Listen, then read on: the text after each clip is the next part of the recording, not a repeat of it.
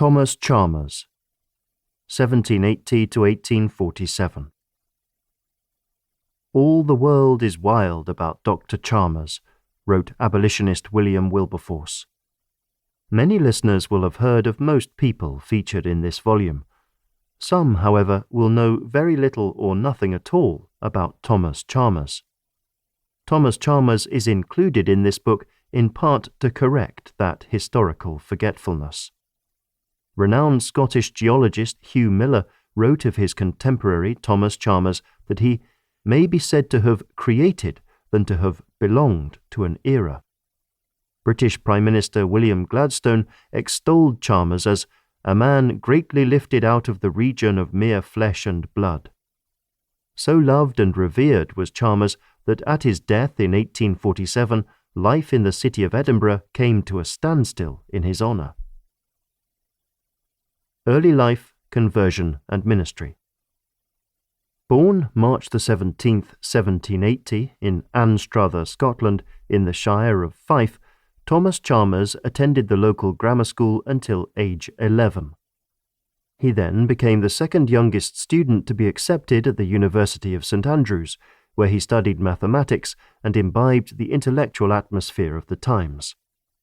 Academic life was at this time overrun with moderatism, he later wrote, under the chilling influences of which we inhaled not a distaste only, but a positive contempt for all that is properly and peculiarly gospel.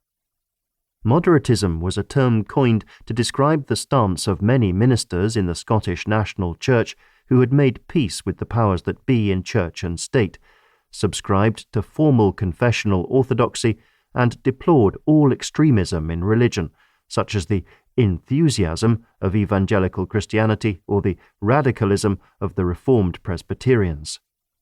For the moderates, Christianity had more to do with morals than with doctrines, and for authority they looked to reason more than to Scripture.